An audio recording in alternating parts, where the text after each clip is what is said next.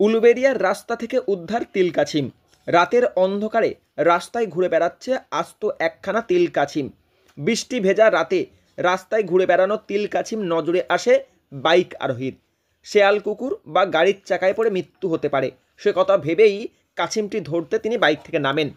পাশাপাশি বেশ কয়েকজন কাছিমটিকে ধরার চেষ্টা করেন, তবে বাইক আরোহী অর্থাৎ সুবীর চক্রবর্তী তিনি চেষ্টায় সফল হন।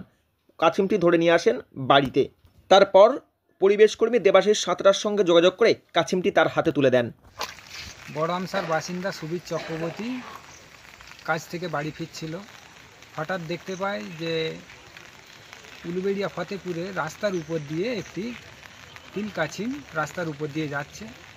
তো বাইকের আলো পড়তে ও দেখতে পায় এবং কয়েকজন ছুটে আসে কচ্ছপটি ধরার জন্য, কিন্তু ও ছুটে পড়ে আগে গিয়ে কচ্ছপটা ধরে এবং ওখানের স্থানীয় বাসিন্দারা বা কয়েকজন আসে ওর কাছে যে কচ্ছপটার তাকে দেওয়ার জন্য এবং উপযুক্ত দাম দেবে, কিন্তু কারো কথা না শুনে ও সরাসরি আমার কাছে কচ্ছপটিকে নিয়ে উপস্থিত হন।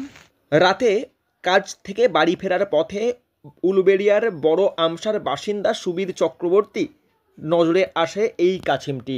কাছিমটির প্রাণ সংশয় হতে পারে, যে কারণে তিনি রাস্তা থেকে তুলে নিয়ে বাড়িতে নিয়ে আসেন।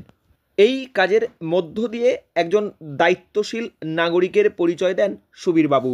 পরিবেশের ভারসাম্য টিকিয়ে রাখতে এই ধরনের প্রাণীর ভূমিকা গুরুত্বপূর্ণ, এদের রক্ষা করা প্রয়োজন।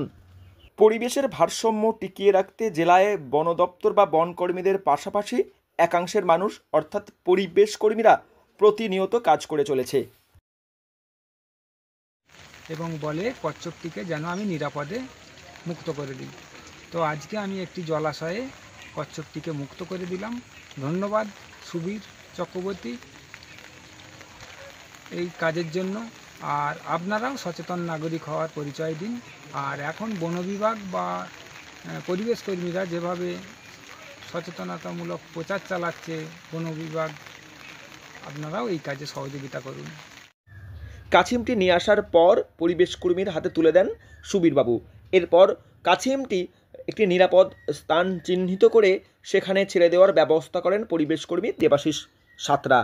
যেখানে কাছিমটি উদ্ধার করা হয় সেখানের পার্শ্ববর্তী যে সমস্ত মানুষ রয়েছে তাদেরকে সচেতন বার্তা, কাছিম বা কচ্ছপের যে গুরুত্বপূর্ণ ভূমিকা পরিবেশ রক্ষার ক্ষেত্রে সেই বিষয়ে বিভিন্ন বার্তা মানুষের উদ্দেশ্যে। এরপরই স্থানীয় একটি জলাশয়ে মুক্ত করে দেওয়া হয় কাছিমটি। হাওড়া থেকে রাকেশ মাইতি, লোকাল 18 বাংলা।